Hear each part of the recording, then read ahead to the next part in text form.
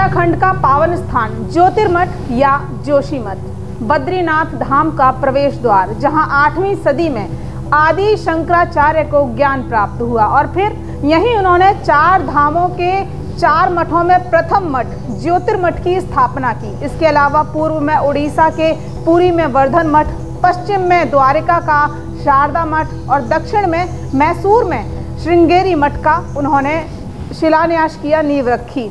आज के दौर में प्रदेश के चमोली स्थित यही जोशीमठ है, वो एक खास पर्यटन स्थल बन चुका है और यही शायद इस स्थान की बर्बादी की सबसे बड़ी वजह है। पर्यटन के लिए आंखों मूंदे किया गया अंधाधुंध कंस्ट्रक्शन, नतीजा वो जो आज हम सब देख रहे हैं। जोशीमठ के बाशिंदे उसे झेल रहे हैं। नमस्कार, आप देख रहे हैं देश रोजाना। मैं हूं स्मिता सिंह। उत्तराखंड का खूबसूरत शहर जोशीमठ इन दिनों भय का पर्याय बन चुका है। जोशीमठ में रहने वाले हजारों लोग पलायन को मजबूर हो गए हैं। प्यारा है वो घर जिसे पाई पाई जोड़कर सालों में खड़ा किया, लेकिन प्यारा वो जीवन भी है जो दोबारा नहीं मिलेगा। तो पलायन वक्त की मांग और जीवन की ज़रूरत बन चुका है। लेकिन साथ ही मकान और होटल जो मालिक हैं वो प्रशासन के प्रति खासे नाराज़ हैं और लचर रवैया जो है उसके प्रति उनमें असंतोष है। मुआवजे को लेकर नाराज़गी है यहाँ के लोगों में, होटल के मालिकों में। सुनिए उनका क्या कहना है। मैं होटल तोड़ने का विरोध नहीं कर रहा हूँ। मेरे करोड़ों का ये प्रॉपर्टी है।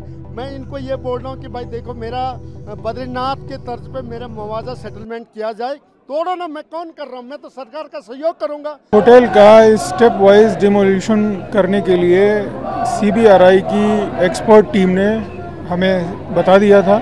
जो PWD की टीम है, SDRF की टीम है, वो सभी इनको डिमोलिश करने के लिए जा रहे थे।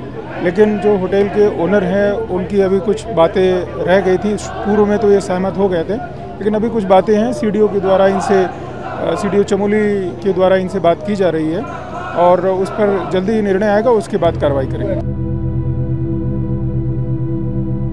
Badrinath, Auli, valley of flower और हेमकुंड साहिब को जाने का सबसे आसान रास्ता जोशीमठ ही है।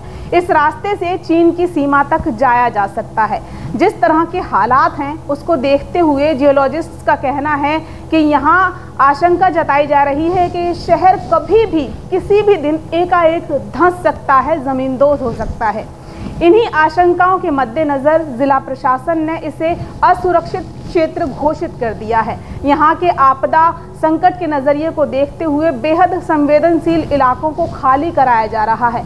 रिहायशी लोगों को यहाँ से धर्मशालाओं में, कैंपों में शिफ्ट किया जा रहा है। जो मकान खतरे की जद में है उनका चिन्हीकरण किया जा रहा है। पहले 603 थे, अब 678 उनकी संख्या हुई है। आगे भी चिन्हीकरण की प्रक्रिया चल रही है। इसी तरह से शिफ्टिंग, कुछ घरों की शिफ्टिंग कराई गई है। अभी तक 87 की हो चुकी है और आगे और कुछ घरों की शिफ्टिंग जारी है। कुछ घरों पे लाल निशान लगाए गए हैं। आपदा से बचाव के लिए तमाम उपाय प्रयास जारी हैं और जारी है जोशीमठ के जनमानस का विरोध, जो कि जायज़ भी है और नहीं भी। जायज़ है उनका विरोध जिनकी जमा पूंजी के बदले उन्हें वाजिब मुआवजा नहीं मिल रहा और आशियाना छिन जाने के बाद कब तक बन पाएगा, कहाँ घरौंदा बसेगा, दूर दूर तक इस सवाल का जवाब भी नहीं है। वहीं शायद गलत है उनका विरोध जो ये जानते हैं कि आपदा की जद में आते हुए दरकते मकानों के विशाल इमारतों को अगर वक्त रहते न उतारा गया, न गिराया गया तो मुसीबत और बड़ी हो सकती है। इन तमाम सरगर्मियों दुविधाओं के बीच तमाम आमो खास के इस विषय पर अपने अपने विचार आ रहे हैं, जो आपदा के लिए ऊंची ऊंची बहुमंजिला इमारतों, पावर माफिया को जिम्मेदार बता रहे हैं। हुआ क्यों है में एक्सपर्ट आ गए हैं, PMO के एक्सपर्ट आ गए हैं, पर्यावरण के एक्सपर्ट आ गए हैं, जल संसाधन के एक्सपर्ट आ गए हैं। वो एक निष्कर्ष पे आएंगे। लेकिन मुझे NTPC के बारे में बताना चाहती हूँ कि मैंने खुद इस प्रोजेक्ट के खिलाफ एफिडेविट दिया है सुप्रीम कोर्ट में।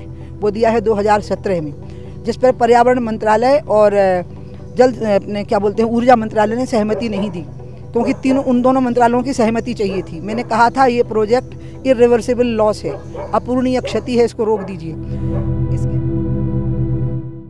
उमा भारती जी ने 2017 में खतरे के प्रति आगाह करने की बात कही है। एनटीपीसी प्रोजेक्ट पर भी सवाल खड़े हो ही रहे हैं, लेकिन वास्तव में ये हुआ क्यों? तो मौजूदा स्थिति 1978 में गढ़वाल कमिश्नर महेश मिश्रा की अध्यक्षता में बनी कमेटी की सिफारिश में इसकी अनदेखी का नतीजा है। 1970 में भी जोशीमठ के निवासियों ने उस समय भी मकानों में, जमीनों में दरार पड़ने की शिकायत की थी। तब मिश्रा कमेटी गठित की गई और उससे एक रिपोर्ट मांगी गई। तो मिश्रा कमेटी ने अपनी रिपोर्ट में ये कहा था कि जोशीमठ आज से 6-7 हजार साल पहले आए विशाल भूस्खलन से बनी एक जमीन पर बसा हुआ है। इस पर अगर मानव बस्तियां बसाने पर रोक नहीं लगाई गई तो ये भविष्य में विस्फोटक रूप ले सकता है, क्योंकि ये क्षेत्र बहुत ज़्यादा भार सहन नहीं कर पाएगा, बहुत वजन ये नहीं उठा पाएगा भविष्य में। और लगभग यही बात आज जियोलॉजिस्ट कह रहे हैं, भूगर्भ वैज्ञानिक कह रहे हैं। दुखद ये है कि इस आपदा के दौर में भी सियासी पार्टियों के बीच आरोप प्रत्यारोप का दौर जारी है। क्यों शुरू हुआ है? काम होना चाहिए आपदा में प्रबंधन का, जोशीमठ के अस्तित्व को बनाए रखने का, बचाने का, नए जोशीमठ के विकास का, उसे बसाने का, अपने घरौंदे खो रहे लोगों के लिए नए घरौंदे मुहैया कराने का मुद्दा यहाँ मुख्य होना चाहिए। और एक मुद्दा तो ये भी है कि जो काम आज याद कराए जा रहे हैं, जिन्हें लेकर एक दूसरे पर आज जिम्मा थोपा जा रहा है, जिम्मेदार बताया जा रहा है, वो 5 दशक में हो लेने चाहिए थे। जिस आपदा की आहट सुनाई दे चुकी थी, जो खतरा दशकों पहले जता दिया गया था, उस पर वक्त रहते काम हो जाना चाहिए था, जो कि नहीं हुआ। सुनिए इस मुद्दे पर उत्तराखंड के पूर्व सीएम हरीश रावत का क्या कहना है। जहां बद्रीनाथ जी शीतकाल में आवास करते हैं, आज जब वो धंस रहा है, डूब रहा है, तो हम सब लोगों का आग्रह है केंद्र सरकार से, राज्य सरकार से संपूर्ण शक्ति लगाकर, राष्ट्रीय शक्ति लगाकर नया जोशीमठ बसाओ और पुराने जोशीमठ का उपचार करके उसको पुराने स्वरूप में लाओ। उस रास्ते में एक जो टनल एनटीपीसी की है, जिसको लेकर के लोगों को आशंका है कि इसके कारण भूधसाव का काम तेजी से हुआ है। आज 609 घर प्रशासन ने खतरनाक घोषित कर दिए हैं। 30 घरों के लोगों का विस्थापन भी हो चुका है। 5,000 रुपया जो कटे में नमक का काम कर रहा है, अहेतुक सहायता के रूप में दिए जा रहे हैं। तो हमने इन सब बातों को लेकर के, जहां ये कहा है कि नया जोशीमठ बसाओ, पुराने जोशीमठ का उपचार करो, वहां पर यह भी आग्रह किया है कि लोगों को जो कंपनसेशन दिया जाना चाहिए, जिस उसमें बद्रीनाथ में कंपनसेशन दिया जा रहा है लोगों को, विस्थापित किए जाने वाले भाइयों और बहनों को, उसी रूप में यहाँ भी दिया जाना चाहिए। अहेतुक सहायता को बढ़ा करके 50,000 किया जाना चाहिए। लोगों के व्यावसायिक और दूसरे नुकसानों का सही आकलन करके मुआवजा दिया जाना चाहिए। ये जियोलॉजिस्ट्स का कहना है कि लोगों को इस क्षेत्र में 3-4 मंजिल भवन बनाने ही नहीं चाहिए थे, लेकिन लोग ऊंची ऊंची इमारतें बनाते गए और सरकार मूक दर्शक की तरह सब कुछ देखती रही। भूगर्भ शास्त्रियों का कहना है कि जोशीमठ में बने मकानों, सड़कों आदि में दरारें और धंसाव में तेजी इसलिए आई है क्योंकि इस साल की शुरुआत में ही जोशीमठ के नीचे स्थित जल स्रोत फट गए थे। अभी तक ये तो पता नहीं चल पाया है कि ज़मीन के नीचे स्थित जल स्रोत कितना बड़ा है और किस हद तक फट चुका है।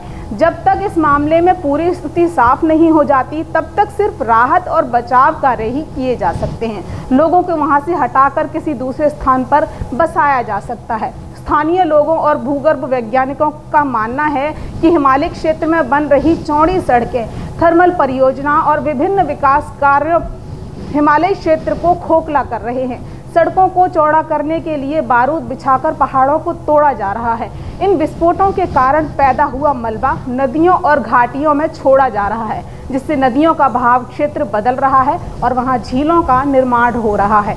चारों धामों को जोड़ने के लिए बनाई गई सड़कें और पक्के निर्माण न सिर्फ हिमालय क्षेत्र के पर्यावरण को प्रभावित कर रहे हैं, बल्कि विभिन्न विकास कार्यों के चलते वनों में उग रहे पेड़ों को भी काटा जा रहा है, जिससे पहाड़ों की पकड़ और कमजोर हो रही है और भूस्खलन की घटनाएं बढ़ रही हैं।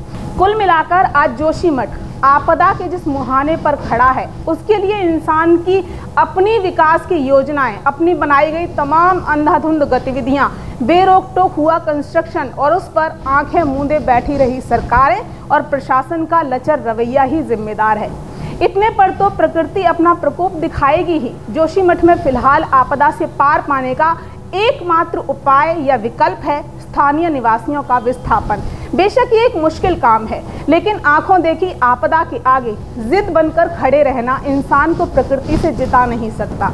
अब भी समय है। यदि हमने जोशीमठ की घटना से सबक नहीं लिया तो आने वाला समय हिमालय क्षेत्र के लिए और भयानक और पीड़ादायक साबित हो सकता है।